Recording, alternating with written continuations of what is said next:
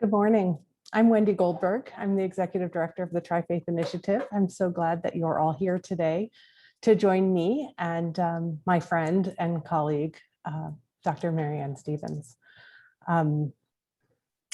I really look to Maryanne as a support and for her wisdom and for her courage. And so I really hope that today you all have a window into the grace of what really is an example for all of us of a woman of valor.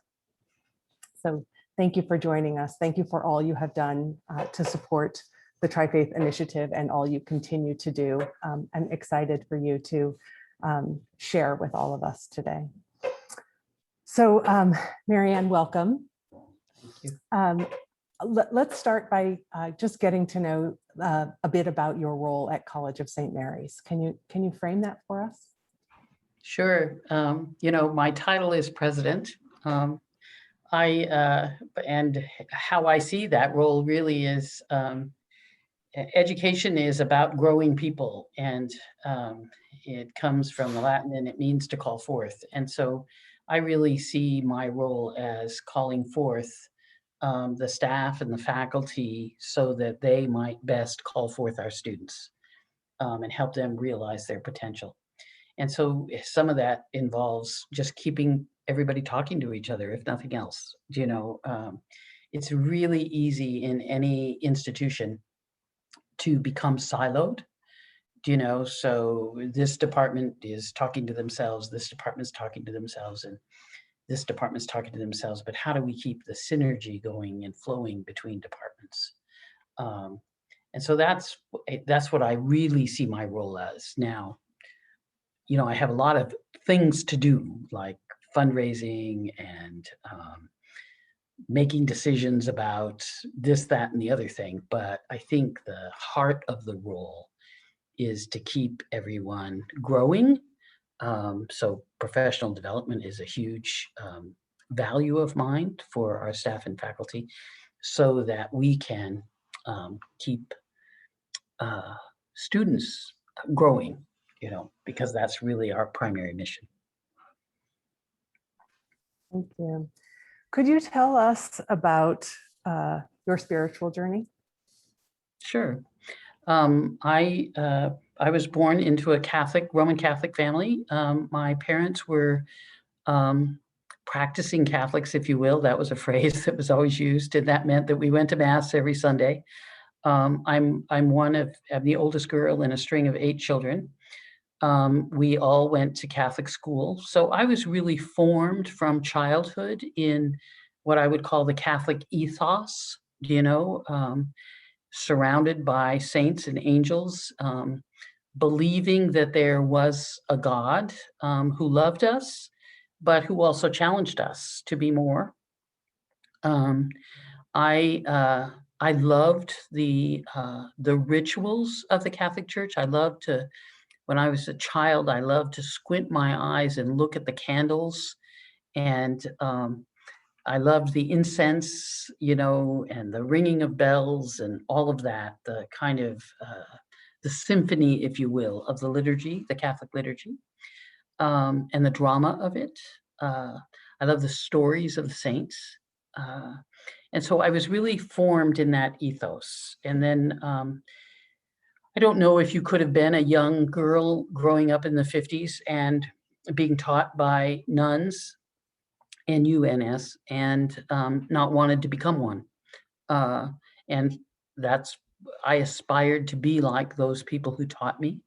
And so I entered the Catholic Religious Order of the Sisters of Mercy, following my high school education, which was completed at Mercy High School here in Omaha. And that's when I think I became even more aware of a God who calls us to be more.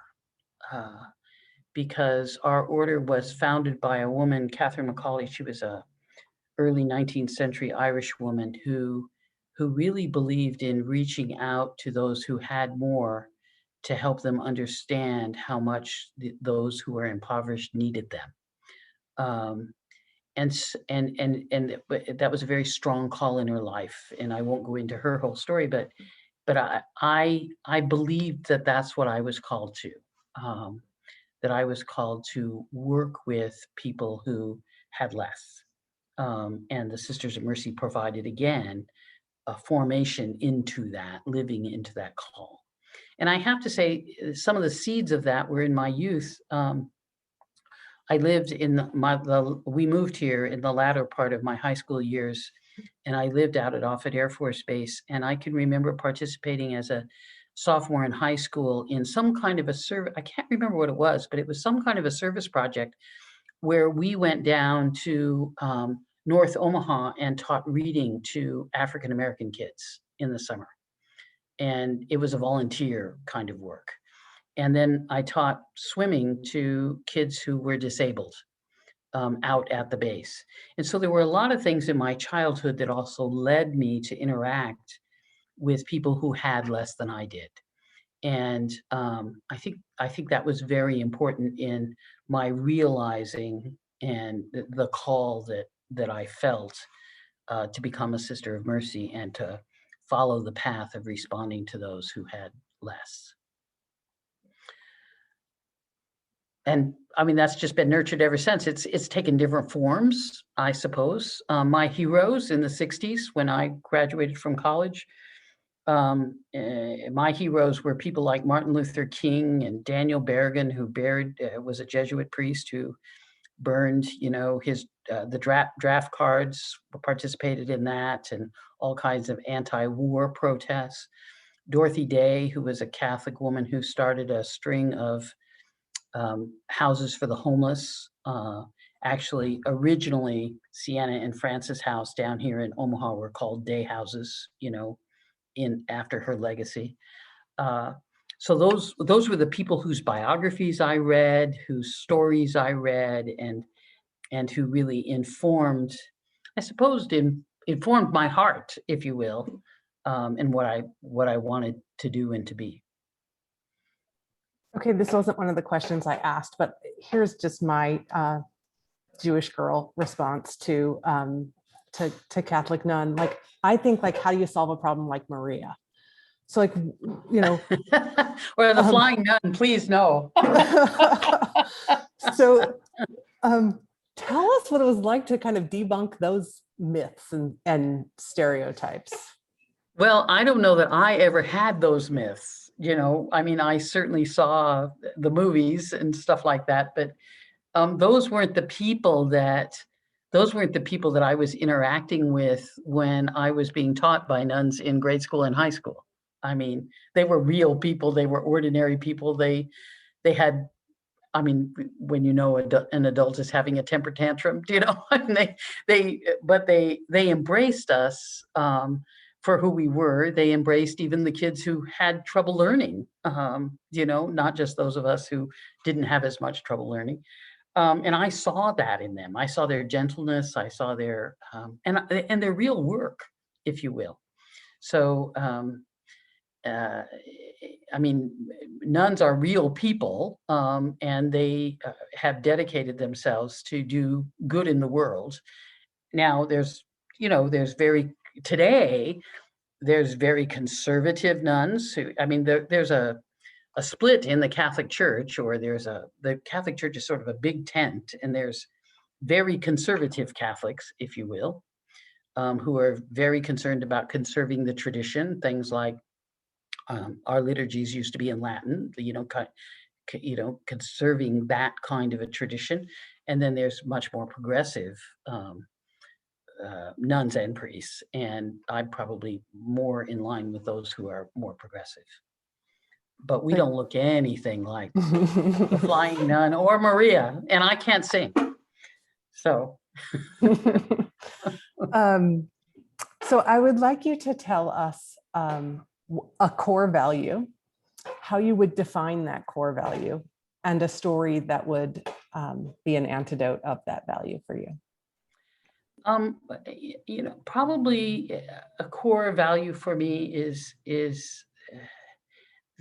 at least one of my core values. I thought of two because Wendy did give me some questions ahead of time, and one one is the dignity of the human person.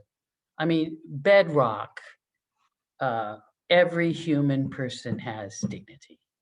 And I remember when I used to teach this, it was during the time that we were hunting down Saddam Hussein. And I would say to the students, even Saddam Hussein has dignity. That doesn't mean that we don't need to protect ourselves from some people, whether it through public safety or prisons or whatever. But every human person has dignity, and it's our obligation to surround people with what they need so that that dignity can be realized.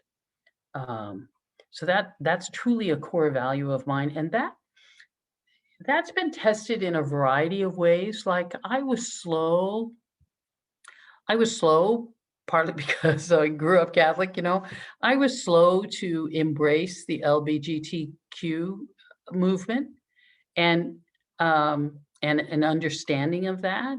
That I wouldn't have said those people don't have dignity, but I was slow to be willing to accommodate their presence in our midst. Slow. I mean, I came to the college in 1996, and that was before that movement was so present to us culturally. And when students first approached me about flying a pride flag or, celebrating a week of pride, I was slow to be wanting to be accommodating to that. Partly because I was afraid, quite frankly, of what that might say about College of St. Mary. We are a Catholic college, and Catholicism has struggled with that.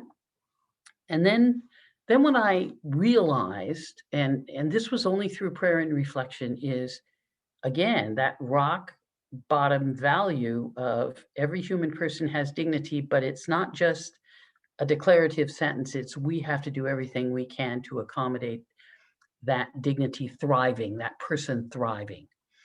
I realized that in one sense, the Catholic Church was talking out of both sides of its mouth. So it was, and I think it's still conflicted about this.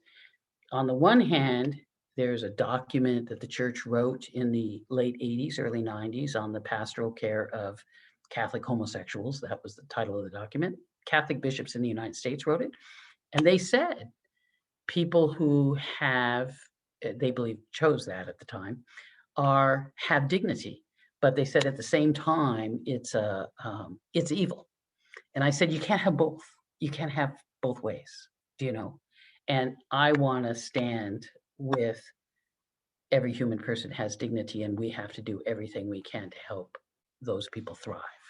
So that's one way it has been tested. I'm in a different place now than I was, probably 10 years ago, 15 years ago about that. So one of the things I'm fascinated by as I grow older is how often you can believe you have a core value, but it will be challenged, and challenged in ways that you don't expect it to be challenged, because you assume you have lived that value so well, and then you find yourself confronted with something that truly challenges it. Another way I have been challenged is part of my work is interacting with people who have money and who have wealth and might be willing to invest in College of St. Mary with scholarships, et cetera, et cetera. And one of our programs is we support. Right now, we have about 40 young women on our campus who are undocumented. So they have come into this country when they were children, 3 years old, 5 years old, infants. And they came here illegally, if you will, but they have graduated from United States high schools and they're ready to go to college, and they cannot apply for federal financial aid because they're not citizens. And so I raise money to help those students be able to attend school. We call it a Misericordia scholarship. Misericordia is a word for mercy in Latin. And I have encountered people who, basically say, I shouldn't be, College of St. Mary shouldn't be accommodating illegals, or some people call them aliens, which is even worse. These are not aliens. These are human people who, and so that tests me only in the sense of, I usually know where people might be politically, and am I willing to talk about that even with the people that I know might be against it, And so I've gained courage in that, let me say that, In other words, I can't split myself. I can't not be who I am, even to people who I think might disagree with me, and withdraw their money or not give their money because of that. So those are two challenges that I've had to confront more recently than not. Thank you. I'm not sure if you just answered the next question or if you have more to say about how you would define courageous leadership and an example of that, as if you haven't already given us some, but I think we're all hungry for more. Thank you. Well, how I would define courageous leadership is, the word courage comes from the word heart, core. Core is Latin for heart. And I think courageous leadership is being willing to be who you are, be who your heart is with people. And our hearts are strong. I mean, don't think of, I always say to people, because we're a Catholic mercy school, mercy is sometimes read as the need to be compassionate, which is right on. But, don't be compassion run amok. Compassion doesn't mean that you don't call people to something more, to the appropriate academic standards, for instance, et cetera.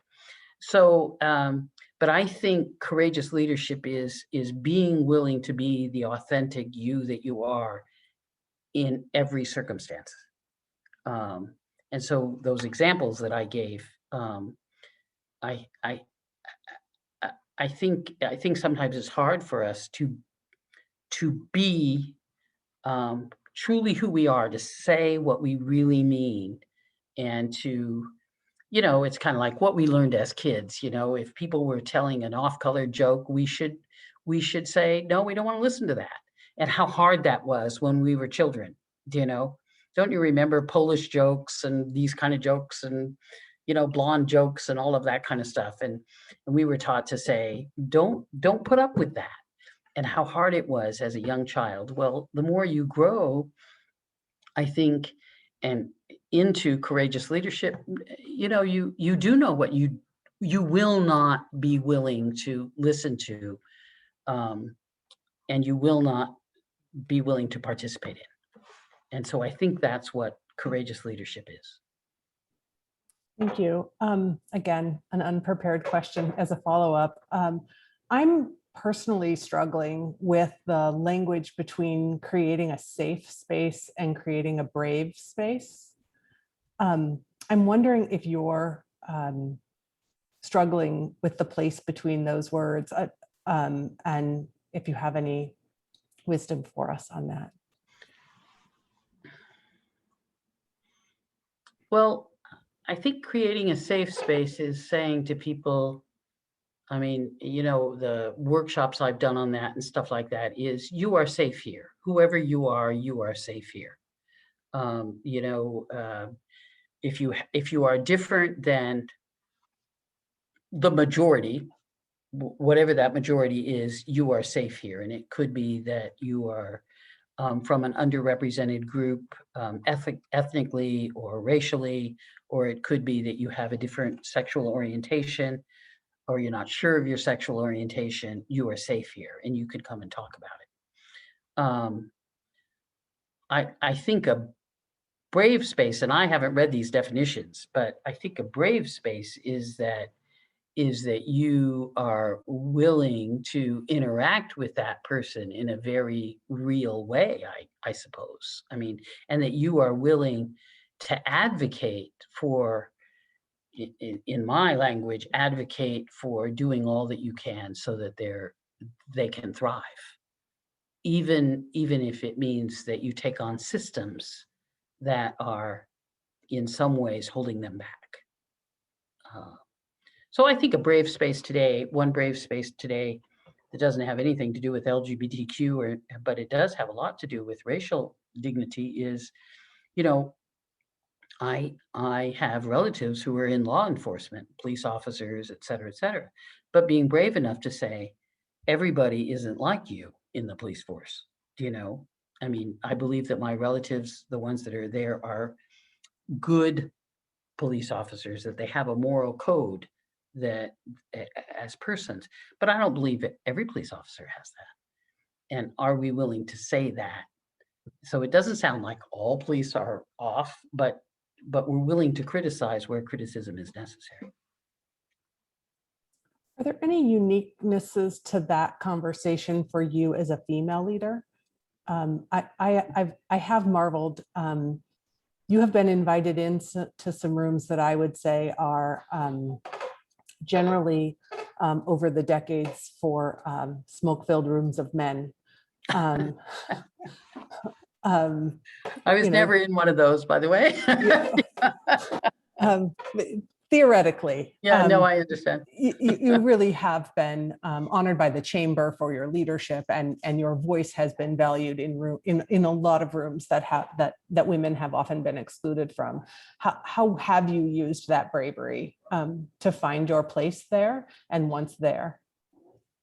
The first time I encountered that, so one of the things you have to realize is I was formed primarily by women. I mean, and women, all my grade school teachers, all my high school teachers, I never had a male teacher throughout high school and grade school.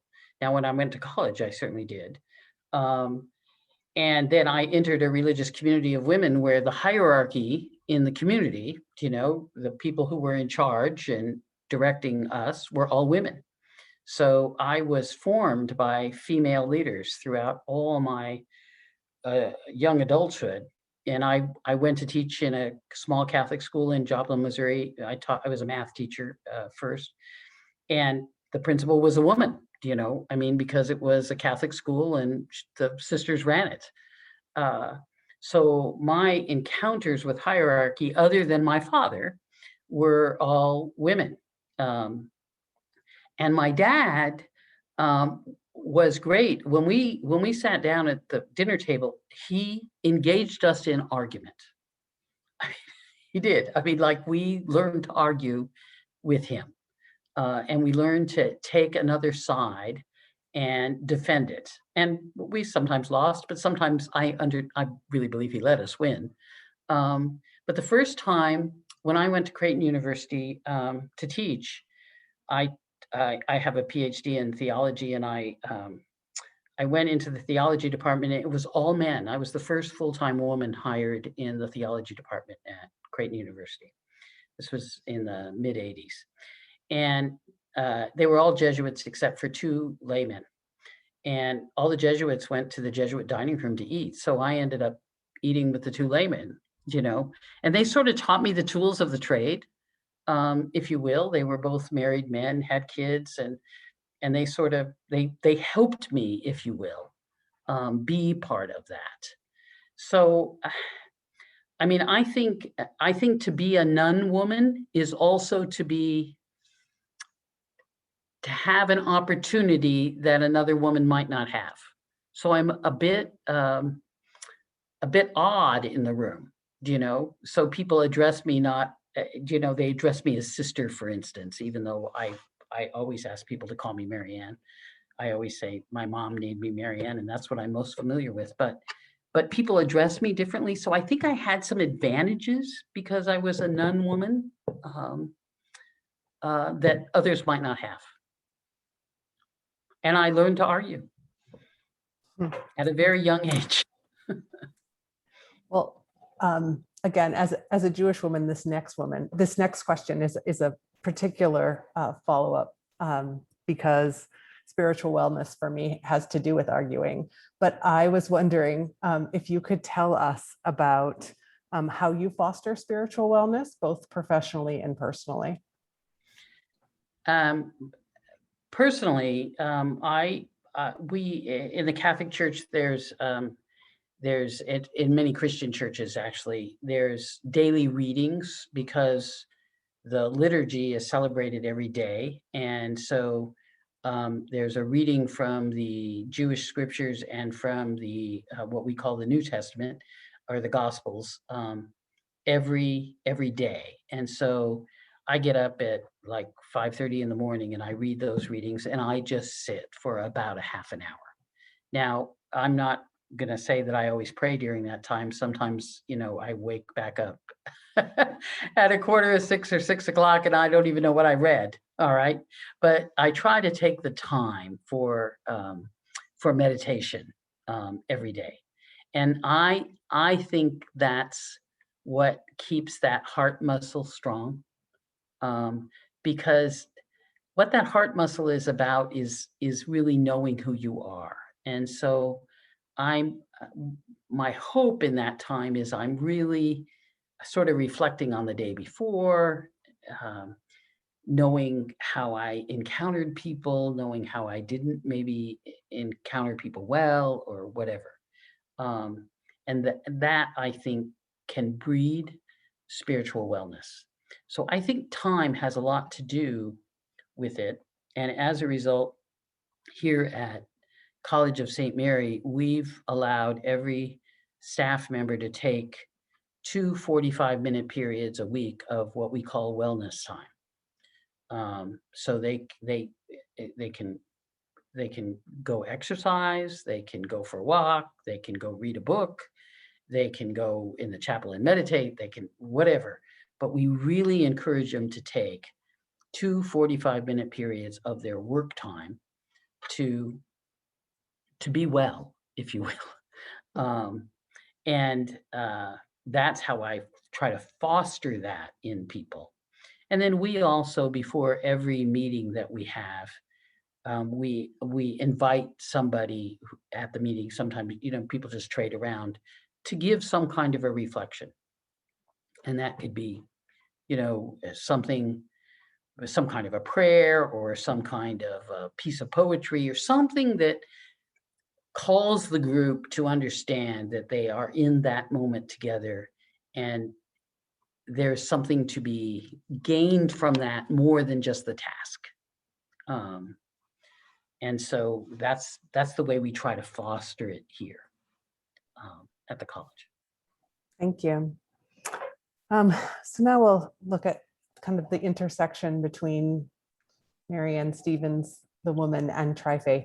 So let's start with the question about why religious pluralism is an asset to be celebrated from your lens. I've thought about this a lot since I was invited to be part of TriFaith. I guess I think we are so enriched by understanding other people. And I guess it's always been sort of a surprise to me. I grew up on Air Force bases, so we were pretty homogeneous. Officers lived in the same streets as officers, and we were officers' kids. We had our own pool, our own club, blah blah blah, all that. And I can remember when I first were encountering others, if you will, that I was fascinated by the differences and even the tiniest things. Like when I went to college and finding out that not everybody had to ask whether or not they could have a drink of milk at their house, because we had to ask because there might not be enough for dinner if we just went and raided the refrigerator after school. But not everybody had to do that. I was fascinated by that. This is a silly little thing, but it's like, I think we're so enriched by learning about others and who others are. And that's what the beauty of TriFaith has been for me, is realizing that I'm not that different, but I am different than people who are Jewish or people who are Muslim or people who come from other Christian groups. But the differences don't diminish me or diminish them. And you have to remember, part of that Catholic ethos was we were the one true church. I often say this, the Catholic paper in Omaha was named the True Voice. Now it's named the Catholic Voice, but it was called the True Voice because Catholics really believe, and I grew up this way, believing that we were the only ones who God cared about. And so gradually throughout my life, there's been an opening to, that's nuts, you know? And to hear how rich the faith is and deep the faith is, from the Jewish perspective and the Muslim perspective, and how knowledgeable people who are Jewish and people who are Muslim are about their scriptures, is has been so rewarding. Let me just say it that way. Thank you. My next question is kind of a catchphrase in both theological circles and interfaith work, but it talks about living religion. How would you say, how would you define that? And also some additional examples of how you, beyond the meditation, how are you living your religion? You know, my favorite scripture is in the Gospels, the Christian Gospels, and it is when Jesus went into a synagogue and he said, "The Spirit of the Lord is upon me. I have been called to bring good news to the poor, sight to the blind, food to the hungry, you know, release to captives, etc." I mean, that's my favorite scripture. And I believe it follows who Moses was in the Jewish scriptures. I mean, Moses went to the Pharaoh and said, you know, I have been called to set my people free. And in both cases, you know, Moses sojourned in the desert and reflected on what his call was. Or realized his call from the burning bush, you know, and I don't believe that there's microphones in the sky. And I'm not sure I really believe that there's bushes that burn and don't consume themselves, but there was some deep sense of call that Moses heard. And I think for Jesus, the same thing. The story is he came up out of the desert and proclaimed that in the synagogue and wrestled with his call in the desert. And so when I think of living religion, I think that religion, though the call of God or the call of whatever you believe is beyond you, you know, your higher power or whatever it is, the call of God is living within you. And it necessitates responding to those who in some way have need.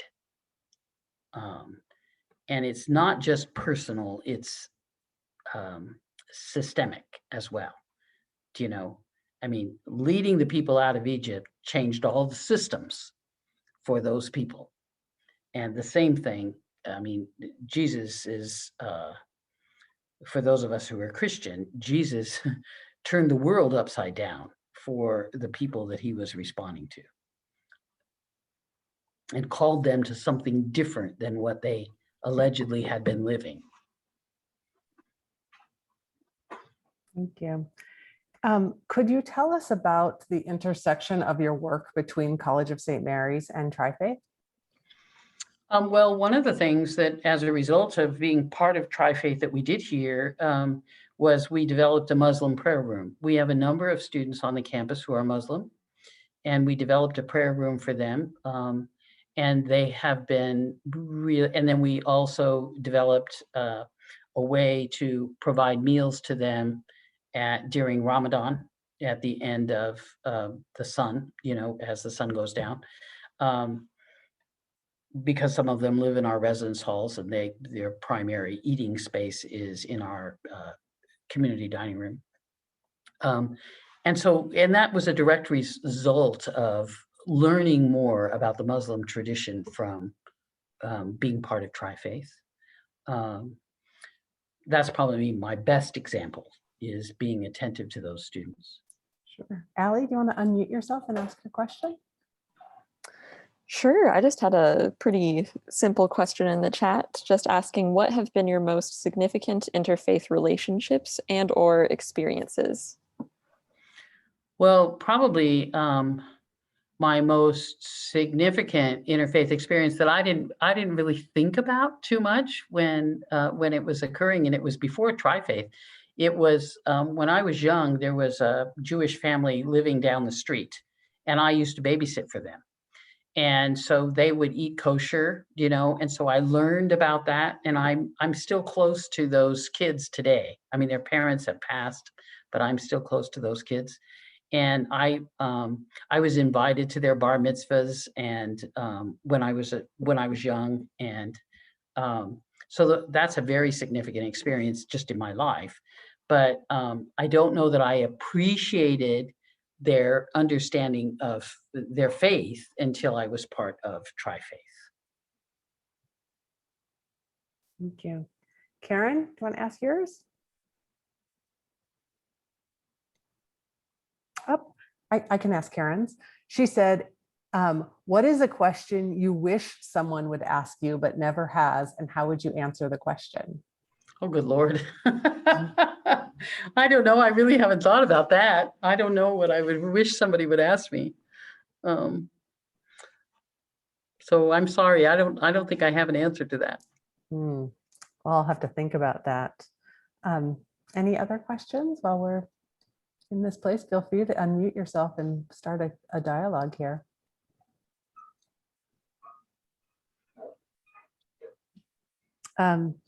I see that. As people are coming up with questions, let's talk a little bit about your tenure as chair of TriFaith. Can you tell about how long you were chair and some of the things that were personal growth moments or struggles in that tenure? Do you know, I would say to you that I don't know how long I was chair of TriFaith. I think I was asked Too long to be to count. Yeah, I think I was asked to be chair of TriFaith because, and this has happened throughout my life, my professional life. I was asked because I'm a good organizer. I'm a person who knows how to facilitate a meeting so that people are heard, but we keep the meeting going. You've all been in meetings that, ramble off down this rabbit hole or that rabbit hole, and you think, oh my God, when's this going to be over? And I know how to structure things. I know how to get committees to begin to work doing their work and then reporting, rather, in some kind of a very effective and in an informative way, but still briefly in a meeting. And so I think I was asked to be chair of TriFaith because of those kinds of skills that, I don't know, maybe because I was the oldest girl in the family of 8, that I come by those somewhat naturally. I mean, I don't know where I got those. I certainly didn't go to school to learn them. But what I found was, again, what I said about my role here at College of St. Mary, the importance of keeping people talking to each other. And it was hard at that time, because one of the things that we were trying to figure out, and we're still trying to figure out, is TriFaith just about the campus, the interaction of the people on the campus, that is the people from the temple, the church, and the mosque? Is that what it's about?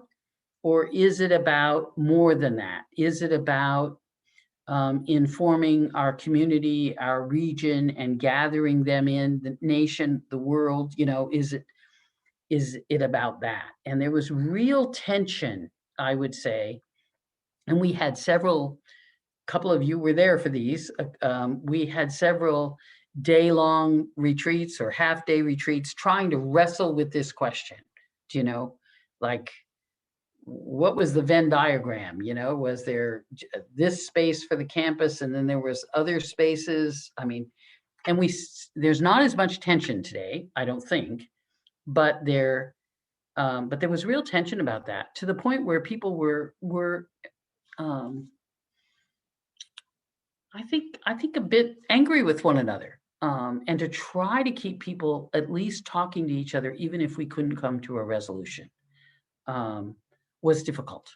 And I think we're past that mark a bit now. Wendy, you would have to speak to that more than me, but I think we're past that mark. But I think that will remain a tension, and it can be an extremely creative tension, or it can be a debilitating tension.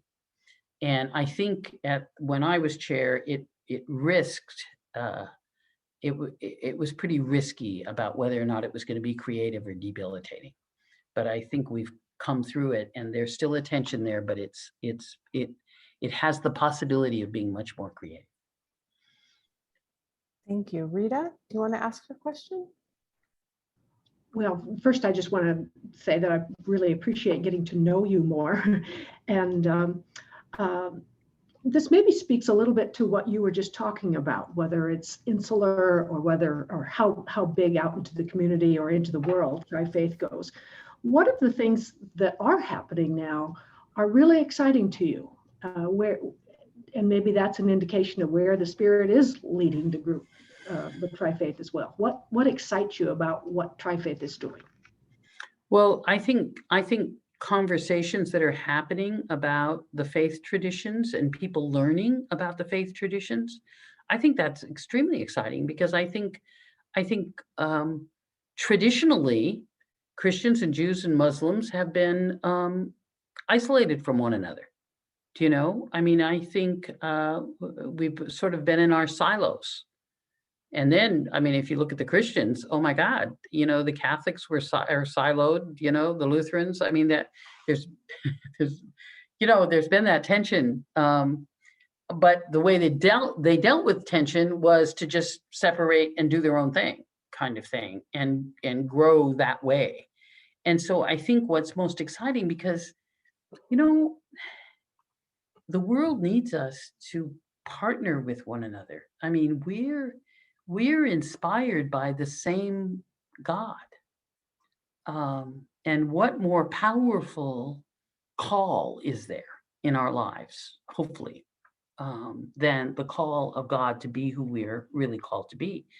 And so there's a huge opportunity for us in terms of peace and understanding, especially today when there is so much division. Politically, there's division. Religiously, there's division. I mean, Palestine and Israel, there's violence, not just division, there's violence. And there's violence in so many parts of the world. And the roots of it traditionally are oftentimes religion. There's a whole lot of other factors, but look at Ireland, the roots of it are religion. And so I think what excites me is the possibility, and I'm no Pollyanna, but I really do believe that step by step by step, we can make a difference in terms of understanding one another and having empathy for one another. Thank you. How about what excites you about what's coming up at College of St. Mary's or in Omaha? Well, what I'm really excited about in Omaha is that Central Park we're building. That doesn't have anything to do with religion, but I think that's going to be a wonderful asset. What excites me about what's coming up at College of St. Mary, we're initiating, this is, has nothing to do with religion either, but we're initiating but it does. I mean, I think as a Catholic Mercy College, what we're trying to do. Our nursing is our largest program, and we're realizing how few underrepresented nurses from underrepresented groups there are in Omaha. Only 7% of nurses in the greater Omaha area are from underrepresented groups, whereas 23% of the population is underrepresented groups. And people tend to trust healthcare workers that look like them. So, people who are Black and brown have struggled to believe in the vaccine. And if they had more Black and brown health professionals talking to them about it, I think it would help. That's what all the research says. And so we have a new initiative to educate more nurses from underrepresented groups. It's called Bold Belonging, creating a sense of belonging for those people, overcoming BOLD, leadership, and then destination. And so it'll involve assessing a student from the time that they graduate from high school. Should they start as a CNA? Should they start as an LPN? Or can they go right into nursing? And if they can't, what are the wraparound services they need so that they can become a nurse? So that's my advertisement about College of St. Mary today. That's nice. Tell us a little bit about the demographics of the university. Who goes there? We're 32% underrepresented. We have more and more students from Africa, French-speaking Africa, Western Africa. A lot of those students are wanting to be nurses. We wish more of them were wanting to be teachers, because we also have significant underrepresentation of teachers. Do you all know there's not one Black male counselor in OPS, which is astounding and not encouraging. Let me say it that way. We have about 40% of our students claim Catholicism as their religious background. Most of our students claim none.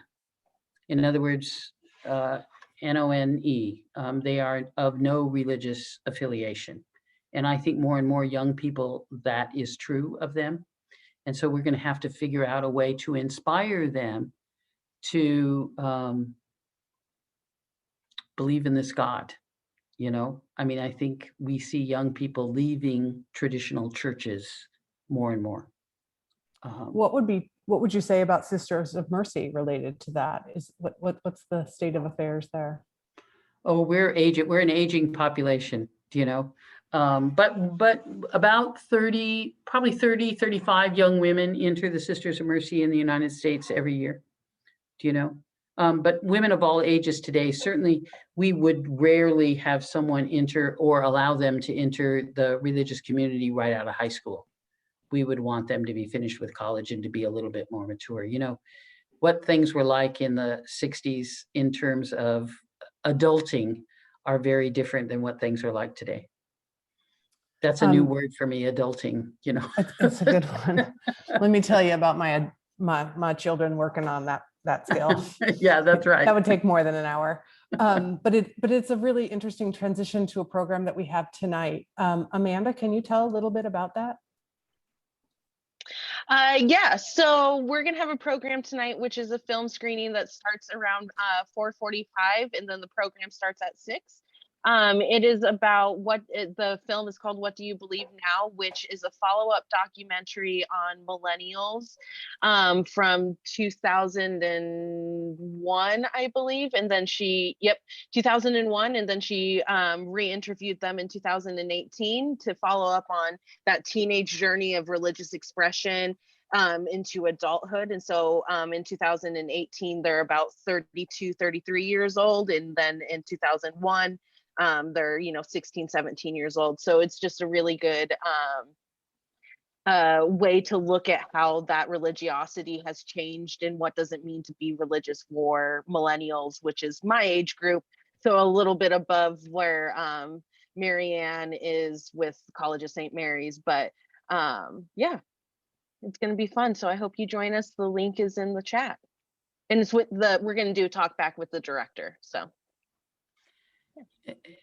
Thanks for that, Amanda. One of the things I think about young people, I mean, I think all of us should be somewhat concerned. I mean, they will find their way, but I do think spirituality is important to them, but not necessarily religion. And I don't know how long that will last. In other words, is there an anchor for their sense of spirituality? Is there some, like the scriptures would be? That's an anchor that you can go back to, that is always more. Oh, it can always be more for you. Is there some kind of an anchor? That's an interesting program idea. Scriptures as an anchor. Was there someone else that had a question? Yes, Marta. You have to unmute yourself. Let me unmute myself. Thank you, Sister Maryanne, for your honesty and how beautifully you put your ideas together. I have always felt a sense of peace around you. And it really struck me. I'll get to my question in a moment. My grandmother was not that I knew of, was not a church-going person, but she knew about the scriptures. She knew about what the Bible was saying. And so I've been on a quest with Ancestry to try to find where that was, because she had the very same belief that you mentioned earlier, that each person is worthy of dignity. And I thought that was so curious. So at some point, I would love to hear some more about where that came from, aside from scriptures. And what I see you doing is really living the gospel.